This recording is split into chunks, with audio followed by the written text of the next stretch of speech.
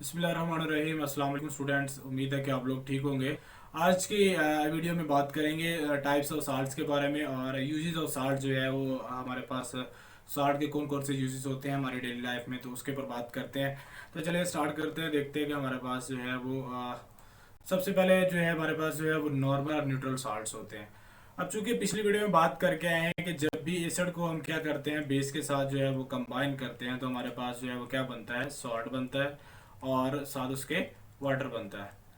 मैंने अब एग्जांपल दी थी कि अगर हमारे पास जो है वो सॉल्ट जो है वो 5% है या +5 कह ले, इसको -5 कह ले, तो ये हमारे पास दोनों कट जाते हैं और हमारे पास जो है वो क्या बनता है, जीरो आ जाती है, नंबर वैल्यू आ जाती है, वो हमारे पास जो है वो न्यूट्रल सॉल्ट हो जाते हैं।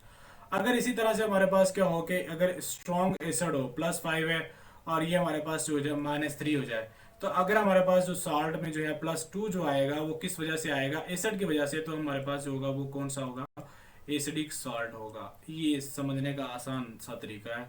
और अगर हमारे पास ये हो कि ये -3 और ये +5 हो, और तो इसमें हमारे पास क्या आएगा, ये बेसिक सॉल्ट बन जाएगा।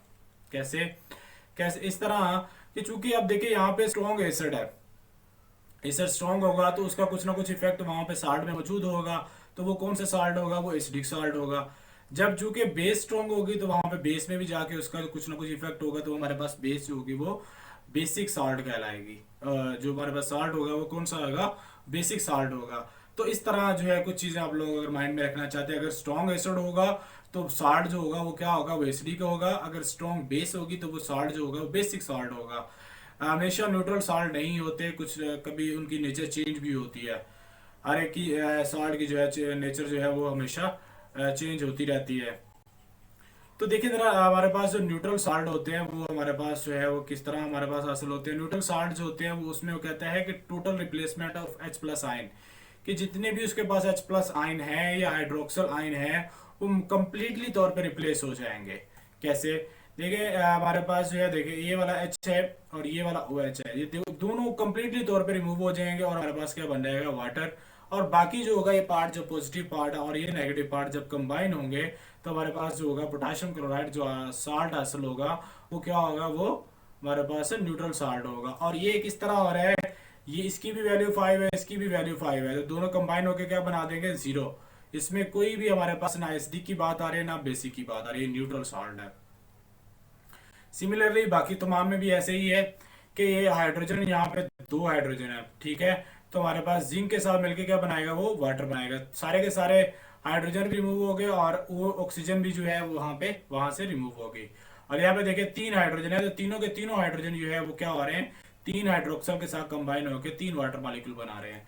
और इसी तरह से हमारे पास जो है वो क्या है, हाइड्रोजन है ये यहाँ पे भी, और ये वाला जो है दोनों आपस में कंबाइन होकर वाटर बनाएंगे और जो रिमेनिंग पार्ट होगा वो क्या बन जाएगा, वो साल्ट बनेगा। और वो साल्ट जो होगा वो न्यूट्रल साल्ट होगा।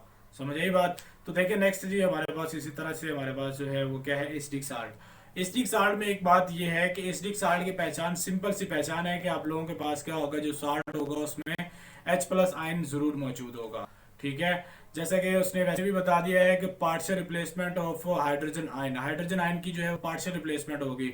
अगर 2 हाइड्रोजन है तो उसमें से 1 हाइड्रोजन रिप्लेस हो जाएगा, अगर 3 है तो उसमें से भी 1 हो जाएगा, बाकी 2 रह जाएंगे। जैसा कि पहले एग्जांपल में वो कहता है कि आप लोगों के पास सल्फ्यूरिक एसिड है और पोटेशियम हाइड्रोक्साइड है। यहाँ पे सल्फ्यूरिक एसिड जो है वो स्ट्रॉन्ग है, पोटेशियम हाइड्रोक्साइड वीक है, यही समझ ले आप लोग। और यहाँ पे क्या हो रहा है कि 1 हाइड्रोजन जो है वो यहाँ से रिमूव हो रहा है और ये वाला OH आयन जो है इसके साथ कंबाइन होकर क्या बना रहा है, वाटर बना रहा है। और 1 हाइड्रोजन आयन जो है उसके साथ रिमेन रह गया। अब चूंकि 1 हाइड्रोजन इसमें मौजूद है इस साल्ट में, तो ये क्या कहलाएगा, हमारे पास एसिडिक साल्ट कहलाएगा, क्योंकि एसिड की पहचान H+ आयन से है और बेस की पहचान OH नेगेटिव आयन से होती है। और इसी तरह से हमारे पास H3PO4 है, फास्फोरिक एसिड है, सोडियम हाइड्रोक्साइड है, ये दोनों आपस में कंबाइन होंगे और आप लोगों के पास जो साल्ट बनेगा वो कौन सा बनेगा, सोडियम हाइड्रोजन जो है वो क्या बनेगा, सोडियम एसिटिक फास्फोरस, ठीक है।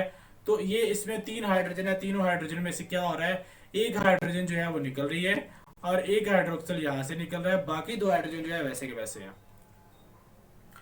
इसके बाद एक और बात वो कहते हैं कि चूंकि एसिडिक साल्ट जो है जब वो उसमें आप लोग क्या करेंगे, अपना क्या नाम है, उसकी एसिडिक और बेसिक नेचर को चेक करेंगे, तो उसमें आप लोग जब लिटमस पेपर को डिप करेंगे तो उसमें ब्लू जो कलर होगा वो क्या हो जाएगा, वो रेड हो जाएगा, चूंकि एसिडिक साल्ट है।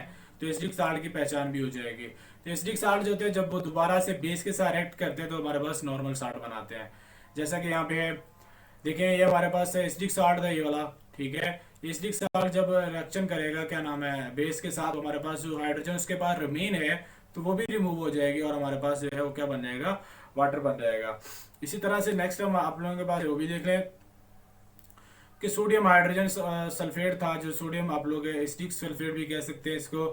तो ये जो है जब ये दो हाइड्रोजन है तो इसके दो हाइड्रोक्सल के साथ कंबाइन होगा तो हमारे पास दो वाटर मॉलिक्यूल बनेंगे और ये जो साल्ट होगा ये न्यूट्रल साल्ट होगा, ना इसमें हाइड्रोजन मौजूद है ना ही हाइड्रोक्सल मौजूद है।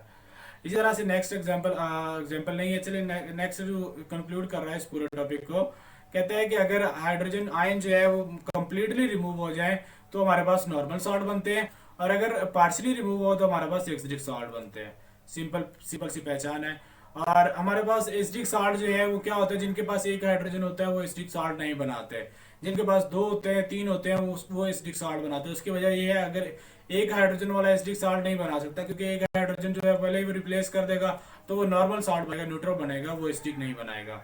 इसके अलावा एक और चीज भी है कि आप लोगों के पास अगर H2SO4 है और KOH है, तो अगर आप लोग 2 यहाँ पे यूज कर लें, 2 पोटेशियम हाइड्रोक्साइड के मॉलिक्यूल यूज कर लें, तो यहाँ पे क्या होगा कि ये हमारे पास जो है वो क्या होगा, डायरेक्ट ही हमारे पास 2 हाइड्रोक्सल होंगे, 2 हाइड्रोजन होंगे, 2 वाटर मॉलिक्यूल बनाएंगे और साथ बना देंगे K2SO4। यहाँ पे स्टेप बाय स्टेप हुआ है, यहाँ पे पहले एक हाइड्रोजन रिमूव हुआ है फिर दूसरा हाइड्रोजन रिमूव हुआ है, लेकिन डायरेक्ट भी हो सकता है। डायरेक्ट करेंगे तो आप लोगों के पास डायरेक्ट न्यूट्रल साल्ट हासिल होगा। नेक्स्ट हमारे पास है बेसिक साल्ट। बेसिक साल्ट जो रहता है इसमें भी वही है कि अगर हम बेस स्ट्रॉन्ग होगी तो हमारे पास जो साल्ट होगा उसमें कुछ ना कुछ बेसिक प्रॉपर्टीज होंगी और जिसकी वजह से हमारे पास क्या होगा, वो साल्ट बेसिक साल्ट कहलाएगा। तो इसमें इनकम्प्लीट न्यूट्रलाइजेशन हो रही है कि उसमें जो है वो साल्ट के अंदर हाइड्रोक्सल ग्रुप मौजूद होगा, हम उसको बेसिक साल्ट कहेंगे। 3 हाइड्रोक्सल ग्रुप है, HCl के साथ कंबाइन हो रहे हैं तो हमारे पास 2 हाइड्रोक्सल ग्रुप रिमेन रह गए। एक हाइड्रोक्सल ग्रुप यहाँ से निकला, एक H हाइड्रोजन निकला यहाँ से, उसके साथ कंबाइन होकर उसने क्या बना दिया, वाटर बना दिया। तो इस तरह जो है हमारे पास जो है वो क्या होता है, बेसिक साल्ट होते हैं। तो सेम प्रोसेस सेकंड वाले इक्वेशन में भी हो रहा है कि यहाँ पे 2 हाइड्रोक्सल है तो इसमें से एक हाइड्रोक्सल जो होगा वो इसके साथ इस हाइड्रोजन के साथ कंबाइन होगा, ठीक है, और हमारे पास क्या बनेगा, वाटर बन जाएगा। और ये चूंकि इसमें हाइड्रोक्सल ग्रुप मौजूद है तो ये क्या होगा, ये बेसिक सॉल्ट होगा। ये बात याद रखनी है आप लोगों ने। इसी तरह से सेकंड थर्ड वाले में भी है। और हम बात करते हैं नेक्स्ट बात करते हैं। देखें अब चूंकि ये वाला जो है कि इसमें 2 हाइड्रोक्सल ग्रुप मौजूद थे, ठीक है, अब मजीद इसका एसिड के साथ रिएक्शन करवाएंगे तो एक हाइड्रोक्सल रह गया। अब इसका मजीद रिएक्शन करवाएंगे तो हमारे पास जो होगा वो कम्प्लीटली रिमूव होके न्यूट्रल साल्ट हासिल हो गया। तो ये इस तरह भी आप लोगों के पास होता है कि स्टेप बाय स्टेप भी कर सकते हैं, डायरेक्ट भी कर सकते हैं। डायरेक्ट इक्वेशन लिखता हूँ अभी मैं। तो इसमें देखिए ये जो है हमारे पास जो है वो इस साल्ट में जो है वो बेसिक जो है वो हाइड्रोक्सल ग्रुप मौजूद है। तो ये जैसे ही इसके साथ रिएक्शन करेगा ये H और ये वाला OH कंबाइन होकर वाटर बनाएगा, बाकी रिमेन पार्ट जो है वो क्या हो जाएगा, ये एसीटेट ग्रुप और ये वाला एसीटेट ग्रुप दोनों आपस में कंबाइन हो जाएंगे। और इसी तरह से लास्ट वाले में जिंक वाले में हाइड्रोक्सल ग्रुप, ये वाला हाइड्रोजन दोनों आपस में मिलकर वाटर बनाएंगे और ये आप लोगों के पास जिंक और ये नाइट्रेट ग्रुप जो है ये आपस में मिल जाएंगे, जिंक नाइट्रेट बन जाएगा। तो अगर हम डायरेक्ट करना चाहते हैं तो डायरेक्ट भी इसी तरह है था जिस तरह मैंने अभी पीछे आप लोगों को इक्वेशन बताई है। तो इसमें क्या होगा, आप लोगों को क्या करना पड़ेगा, चूंकि 3 हाइड्रोक्सल है तो 3 आप लोगों को हाइड्रोजन लेने पड़ेंगे। जब 3 हाइड्रोजन लेंगे, 3 हाइड्रोजन और 3 हाइड्रोक्सल जो है आपस में कंबाइन हो जाएंगे, डायरेक्ट रिप्लेस हो जाएंगे और आप लोगों के पास क्या बन जाएगा, एल्यूमिनियम ट्राइक्लोराइड जो है बन जाएगा। तो इस तरह जो है बेसिक साल्ट बनते हैं। डबल साल्ट की पहचान होती है जी, आप लोगों के पास डबल साल्ट जो होते हैं वो उसमें एटलीस्ट 2 साल्ट होते हैं, 2 साल्ट आपस में कंबाइन होते हैं और उनकी पहचान डॉट से रिप्रेजेंट किया जाता है जी, उन दोनों को साल्ट को उनके दरमियान में डॉट लगा होता है। और इसमें इनकी इंडिविजुअल प्रॉपर्टीज जो होती है उनमें आपस में उनकी प्रॉपर्टीज मौजूद रहती हैं। मिसाल के तौर पे अगर फेरस सल्फेट एक साल्ट है, दूसरा अमोनियम सल्फेट है, तो उन दोनों के आपस में अपनी अपनी प्रॉपर्टीज जो होंगी वो रिटेन रखते हैं, अपनी प्रॉपर्टीज जो है वो रिलीज नहीं कर देते, उनकी प्रॉपर्टीज उनके पास ही रहती है। तो फेरस सल्फेट अमोनियम सल्फेट जो है विद 6 वाटर मॉलिक्यूल है, ये वाटर मॉलिक्यूल वाटर क्रिस्टलाइजेशन है जो कि इसकी स्ट्रक्चर को मैनेज करते हैं। तो ये जो है ये बहुत दफ़ा पूछा गया है, मोहर साल्ट का फार्मूला याद रखना आप लोगों ने इसको। इसी तरह से पोटाश एलम है, फेरिक एलम है, इन दोनों में फ़र्क क्या होता है, इन दोनों में फ़र्क यहाँ पे है कि दोनों फार्मूला तो सेम है, पोटाशियम सल्फेट है, एल्यूमिनियम सल्फेट है। पोटाशियम सल्फेट और फेरिक सल्फेट है। तो यहाँ पे एल्यूमिनियम और फेरिक से आप लोगों ने इस तो याद रखना है कि पोटाशियम और फेरिक एलम दोनों जो है, ये तीनों फार्मूला में क्या हो रहा है, दो दो साल्ट है और उनमें दरमियान में डॉट है, तो पहचान करना आसान है कि ये वाला साल्ट जो होगा वो कौन सा होगा, वो डबल साल्ट होगा। मिक्स साल्ट की बात करें तो मिक्स साल्ट आप लोगों को पता है कि मिक्स साल्ट जो होते हैं दो आपस में, दो साल्ट जो आपस में मिक्स हुए होते हैं। दो साल्ट मिक्स की नहीं होते, बल्कि क्या होते हैं उनमें दो कैटाइन होते हैं, दो एनाइन होते हैं, ठीक है। ऐसा साल्ट जिसमें दो कैटाइन हो उसमें हाइड्रोजन आयन ना हो, और ऐसा ऐसा साल्ट जिसमें जो है वो दो एनाइन हो और उसमें जो है वो उसमें कोई भी हाइड्रोक्सल आयन मौजूद ना हो, तो वो मिक्स साल्ट कहलाएगा, ठीक है। कैसे देख लें, हमारे पास जो है वो देखें पोटाशियम है, इसमें हम आप लोगों के पास जो है वो दो कैटाइन है लेकिन H प्लस आयन नहीं है। और इसके बाद एक एनाइन ये है, एक एनाइन ये है, दो एनाइन है लेकिन उसमें OH आयन नहीं है, तो ये पूरा जो है वो क्या होगा, ये मिक्स्ड साल्ट होगा। वो बाई मिस्टेक जो है वो मिस्टेक हो गई थी, जो मैंने बात पहले बताई थी कि दो आपस में साल्ट को कंबाइन करते हैं। ये मिक्स साल्ट जो होते हैं इस तरह आपस में मिक्स हुए होते हैं। तो इसी तरह एक और भी एग्जांपल है, जी देखें, सोडियम है, पोटाशियम है और सल्फेट है, दो कैटाइन है लेकिन H प्लस नहीं है, एनाइन है लेकिन H प्लस हाइड्रोक्सल आयन नहीं है, तो ये क्या होगा, ये भी मिक्स्ड साल्ट होगा। तो इस तरह आप लोगों ने इसको भी याद रखना है। तो नेक्स्ट है जी आप लोगों के पास, ये देखें इसमें H प्लस है और सोडियम है, और देखें बड़ा आसान है इसमें देखना, चेक करना कि आप लोगों के पास मिक्स साल्ट है या नहीं है। इसमें H प्लस है, इसमें भी H प्लस है और सल्फेट है। अब चूंकि इसमें जो है वो दो कैटाइन तो है, एनाइन भी है, लेकिन इसमें H प्लस है। H प्लस का मतलब है, ये तो हमें पहले पता चल गया कि ये वाला जो है वो क्या है, एसिडिक साल्ट है, ठीक है। H प्लस की प्रेजेंटेशन पता चल गया, ये एसिडिक साल्ट है। तो जब भी H प्लस आयन हो या OH नेगेटिव आयन हो वो एसिडिक होगा, ये वाला बेसिक होगा। तो जिनमें जो है H प्लस भी हो, H प्लस ना हो, हाइड्रोक्सल भी ना हो, तो वो क्या होंगे, वो मिक्स्ड साल्ट होंगे। कॉम्प्लेक्स सॉल्ट में सिंपल है कि कॉम्प्लेक्स फॉर्मेशन होती है, कॉम्प्लेक्स कंपाउंड बनते हैं जी आप लोगों के पास, कॉम्प्लेक्स कंपाउंड होते हैं जिसमें जो है एक आयनाइजेबल पार्ट होता है, एक नॉन आयनाइजेबल पार्ट होता है। जो नॉन आयनाइजेबल पार्ट होता है वो हमारे पास कॉम्प्लेक्स फॉर्मेशन होती है, कॉम्प्लेक्स कंपाउंड होता है वो, ठीक है। तो simple cation and complex A9 होता है, ये जो है आयनाइजेबल नहीं होता, ये आयनाइजेबल होता है। तो सिंपल इसकी जो है वो पहचान कैसे होती है, ब्रैकेट से आप लोग इसकी पहचान करते हैं कॉम्प्लेक्स सॉल्ट की। यूजेस ऑफ साल्ट की बात करते हैं तो यूजेस साल्ट के बहुत सारे यूजेस हैं जी आप लोगों के पास। उसमें सबसे पहला सोडियम क्लोराइड NaCl जो है, घरों में खाने के लिए यूज़ करते हैं उसको, ठीक है। डी आइसिंग रोड्स, जितने भी सर्दियों के अंदर जो है बर्फ़ जम जाती है रोड्स के ऊपर, तो उस बर्फ़ को जो है पिघलाने के लिए हम नमक उसके ऊपर डालते हैं, जिसकी वजह से नमक का जो फ्रीजिंग पॉइंट है वो वाटर के फ्रीजिंग पॉइंट से कहीं ज़्यादा होता है, 801 डिग्री होता है। और जिसकी वजह से वो जितनी मर्जी जो है वो अगर सर्दी पड़ रही हो लेकिन जो है वो आइस जो है वो फ्रीज नहीं होते, और जिसकी वजह से गाड़ियाँ चलती रहती हैं। और उसके बाद है जी इलेक्ट्रोलाइटिक सेल के अंदर भी NaCl यूज़ होता है, और उससे हमें क्या हासिल होता है, हमें सोडियम मेटल हासिल होती है, ये आप लोग 9th में पढ़ के आए हैं। और उसके बाद नेल्सन सेल से आप लोग क्या हासिल करते हैं, NaCl को यूज़ करते हुए आप लोग क्या हासिल करते हैं, कास्टिक सोडा जो है वो आप लोग हासिल करते हैं। वाशिंग सोडा कैसे बनता है, वाशिंग सोडा आप लोग सेकंड लास्ट चैप्टर में पढ़ लेंगे, वहाँ पे आप लोगों के पास NaCl है, वाटर है, और उसके साथ कार्बन डाइऑक्साइड है, अमोनिया है, इन सारे सब को यूज़ करते हुए आप लोगों के पास क्या बनता है, NaHCO3 जो है आप लोगों के पास कास्टिक सोडा जो है, वाशिंग सोडा जो है वो बनता है। इस प्रोसेस को हम सॉल्वर प्रोसेस कहते हैं, जो आप लोगों ने आगे चल के पढ़ना है। इसके बाद नेक्स्ट है जी सोडियम कार्बोनेट। सोडियम कार्बोनेट है Na2CO3, इसको सोडा ऐश भी कहा जाता है। ये किन किन चीज़ों को बनाने के लिए इस्तेमाल होता है, ग्लास को बनाने के लिए इस्तेमाल होता है जी। ग्लास को कैसे बनाने में इस्तेमाल करता है, यहाँ पे देखिए सोडियम कार्बोनेट यूज़ हो रहा है, उसमें रेत यूज़ हो रहा है, सैंड, पुराना जो है वो ग्लास यूज़ होता है, और कैल्शियम कार्बोनेट यूज़ होता है। इन तमाम चीज़ों को हीट किया जाता है, और हीट करने के बाद जो चीज़ हासिल होती है आप लोगों के पास ग्लास हासिल होती है। और ग्लास जो होता है वो हमारे पास क्या है कि ये जो है हमारे पास इस तरह ग्लास बनता है, ठीक है। इसके बाद है जी हमारे पास डिटर्जेंट्स के अंदर भी ये जो है सोडियम कार्बोनेट यूज़ होता है जी। डिटर्जेंट्स के अंदर ये किस तरह यूज़ होता है, ये डिटर्जेंट्स में जो है पानी के साथ ये आपस में मिल जाता है, और जो है ये, और ये जो डिटर्जेंट्स होते हैं कपड़ों के अंदर धंस जाते हैं, और उसमें जो है वो क्या करते हैं, उसमें जो ऑयल वगैरह जो होता है इसमें निकाल देते हैं। इसी तरह से जो है वो क्या होता है, पेपर के अंदर जो है इसको यूज़ किया जाता है। पेपर के अंदर किस तरह यूज़ किया जाता है, पेपर जो बनता है बहुत जो है बहुत सारे प्लांट्स के साथ मिलता है बनता है, और प्लांट जो होते हैं वो काफ़ी ज़्यादा हार्ड भी होते हैं, तो उनको नरम करने के लिए भी ये जो है वो सोडियम कार्बोनेट को यूज़ किया जाता है, सोडा ऐश। अब जो है सोडियम कार्बोनेट ही है, लेकिन ये जो है ये वॉशिंग सोडा है। क्यों इसको हम क्या कहते हैं, सोडियम कार्बोनेट डेकाहाइड्रेट भी कहते हैं, क्योंकि इसके साथ 10 वाटर मॉलिक्यूल है जो कि इसकी स्ट्रक्चर को मेंटेन करते हैं। इसमें यूज़ करते हैं जी, हमारे पास घरों के अंदर भी यूज़ होता है, जो डोमेस्टिक लेवल पे और कमर्शियल बड़े पैमाने पे भी सफाई के निज़ाम के लिए इसमें सोडियम कार्बोनेट को यूज़ किया जाता है। और परमानेंट हार्डनेस जो है आप लोग आगे जो है वो चैप्टर में पढ़ेंगे, परमानेंट हार्डनेस को कैसे रिमूव किया जाता है। उसमें आप लोगों के पास Na2CO3 जो है ये किसके साथ कंबाइन होता है जी, आप लोगों के पास CSO4 के साथ, और उसमें जो कैल्शियम और मैग्नीशियम के आयन होते हैं वो रिप्लेस हो जाते हैं, और ये बनता है जी CaCO3 बनता है, और साथ क्या बनता है Na2SO4।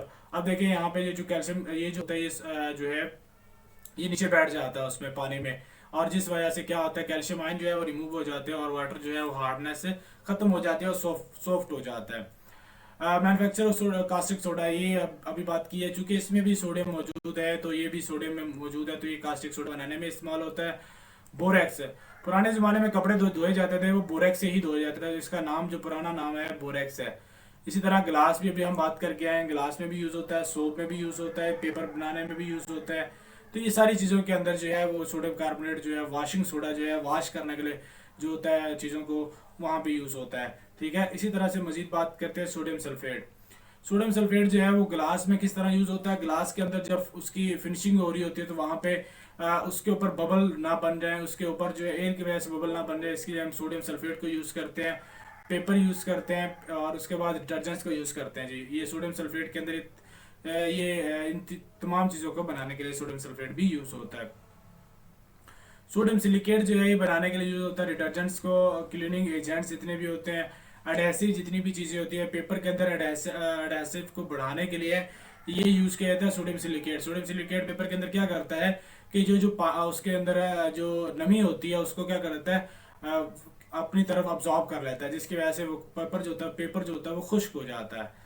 इसी तरह से हमारे पास सोडियम क्लोराइड बहुत दफ़ा ये पूछा गया है, इसका यूज़ जो है सोडियम क्लोराइड का ये आप लोगों ने याद करना है। सोडियम क्लोराइड जो है वो ये एक्सप्लोसिव जितनी भी चीज़ें होती है उसमें यूज़ होता है। सोडियम हाइपोक्लोराइड बेसिकली यूज़ होता है जो एक्सप्लोसिव के लिए, लेकिन इसके साथ भी इसका कुछ ना कुछ पार्ट यूज़ होता है। प्लास्टिक बनाने में भी यूज़ होता है, जितनी भी प्लास्टिक्स है सोडियम क्लोराइड बनाने में, सोडियम क्लोराइड जो है वो यूज़ होता है प्लास्टिक के अंदर भी। और इसके अंदर जो है वो नेक्स्ट सोडियम टेट्राबोरेट जो है इसको हम बोरेक्स का जो है इसी को बोरेक्स भी कहा जाता है, सोडियम टेट्राबोरेट भी कहते हैं, और इसका फार्मूला जो होता है सोडियम बोरोहाइड क्या नाम है ऑक्साइड भी होता है। ये जो है यूज होता है, ये used for manufacture of heat resistance glass. Heat resistant glass के अंदर भी ये यूज होता है। हीट रेजिस्टेंट ग्लास के अंदर जो है वो किस तरह जो है वो यूज होता है ये भी हम देख लेते हैं। ठीक है, इन लेदर इंडस्ट्री के अंदर भी ये यूज होता है for soaking and cleaning Heights. Leather industry के अंदर किस तरह यूज होता है ये भी मैं आपको बताता हूँ। ये जो पायरेक्स ग्लास होते हैं ये हीट रेजिस्टेंट है, मतलब इसमें अगर आप लोग चाय वगैरह डालते हैं ना तो ये ग्लास जो है उस हीट को अब्जॉर्ब कर लेते हैं। इस ग्लास को बनाने में सोडियम टेट्राबोरेट का अपना रोल होता है।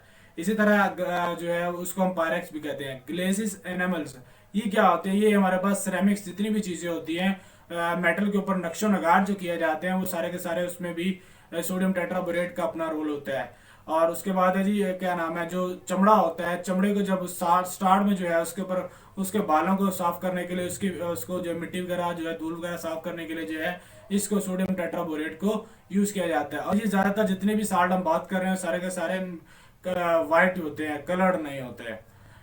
कैल्शियम क्लोराइड है, ये कैल्शियम क्लोराइड किस तरह यूज होता है, कैल्शियम क्लोराइड भी डी आइसिंग रूट्स के यूज होता है। ठीक है, और जो जितने भी हमारे पास गैसेस होती हैं गैसेस को ड्राई करने के लिए यूज होता है, और भी डिफरेंट इनके पर्पसेस होते हैं। इसी तरह लास्ट से बहुत दफा ये वाला भी बहुत दफा पूछा गया, कैल्शियम ऑक्साइड जो होता है, कैल्शियम ऑक्साइड यूज होता है जी स्टील के अंदर यूज होता है, स्टील मेकिंग के अंदर इसका अपना रोल होता है। ठीक है, और उसके बाद वाटर ट्रीटमेंट, मैंने आप लोगों को भी बताया वाटर ट्रीटमेंट जो है पानी को हार्डनेस से खत्म करने के लिए कैल्शियम ऑक्साइड यूज होता है। ठीक है, और उधर अदर केमिकल जैसा कि स्लेक्ट लाइम और कैल्शियम ये हमारे पास क्विक लाइम है। स्लेक्ट लाइम का फॉर्मूला जो होता है वो आप लोगों के पास उसमें वाटर होता है, इसमें वाटर नहीं होता है, इसमें वाटर मौजूद होता है, इसको हम स्लेक्ट लाइम कहते हैं और इसको हम क्विक लाइम कहते हैं। इसके बाद ब्लीचिंग पाउडर जो है, ब्लीचिंग पाउडर जो होता है उसमें भी यूज होता है ये, ये ब्लीचिंग पाउडर है। और उसके बाद है कैल्शियम कार्बाइड। कैल्शियम कार्बाइड जो है ये क्या करता है, कहते हैं कि ये सीओ को 2000 जो है डिग्री टेम्परेचर पे हीट करें तो आप लोगों के पास ये C2 या कैल्शियम कार्बाइड जो है वो बन जाता है। और साथ प्योरिफिकेशन ऑफ शुगर, जो शुगर होती है उसको प्योरीफाई करने के लिए जो वहाँ पे भी कैल्शियम ऑक्साइड और सोडियम हाइड्रोक्साइड दोनों अपना रोल प्ले करते हैं। और कार्बन डाइऑक्साइड वहाँ पे रिमूव करते हैं और वाटर वेपर को रिमूव करते हैं। ठीक है, तो इस तरह से जो है हमारे पास जो है वो इनके यूजेस हैं। कैल्शियम सल्फेट है, ये बहुत यूजेस हमारे पास होता है जी। हम ये जितनी भी प्लस्तर लगा लेते हैं ना, जगह कहीं पे बाजू वगैरह टूट जाता है, लेग टूट जाती है, तो वहां पे प्लस्तर लगाए जाते हैं, तो वो जो होता है वो कैल्शियम सल्फेट ही होता है। और इसको जो है वो फर्टिलाइजर में भी फर्टिलाइजर खादों में भी यूज किया जाता है, क्योंकि कैल्शियम पौधों को, प्लांट्स को कैल्शियम की जरूरत होती है। और प्लास्टर ऑफ पेरिस जो होता है वो भी हम इसमें भी यूज करते हैं। प्लास्टर ऑफ पेरिस अक्सर जो है वो बिल्डिंग के अंदर भी यूज होता है, क्योंकि जो है फौरी जो है वो क्या कर देता है, उसकी जो है वो मजबूती हो जाती है किसी भी चीज की। तो हमारे पास इस तरह के भी यूजेज है। स्टैचू बनाने के लिए यूज होते हैं। कास्ट जो है, कास्ट किसे कहता है जी, आप लोगों के पास कास्ट जो बैंडेजेस वगैरह होती है जो कि प्लस्तर लगा देते हैं। लास्ट यूज है इसका पोटाशियम नाइट्रेट है। पोटाशियम नाइट्रेट चूंकि नाइट्रोजन जो है वो 13% जो है वो मौजूद होती है इस एसिड के अंदर, तो वहां से जो है वो क्या किया जाता है खादों के अंदर, इसके नहीं, फर्टिलाइजर के अंदर 13% होती है नाइट्रोजन, तो उसकी नाइट्रोजन की कमी को पूरा करने के लिए इसमें से यूज किया जाता है इसको। और उसके बाद है जी आप लोगों के पास फ्लाइंट ग्लास। फ्लाइंट ग्लास जो चमकदार जो ग्लास होते हैं उनके उसके लिए भी जो है वो पोटाशियम नाइट्रेट जो है उसको यूज किया जाता है। अगर वीडियो की कुछ समझ आई हो लेक्चर की, तो आप लोग लाइक कर सकते हैं और शेयर कर सकते हैं।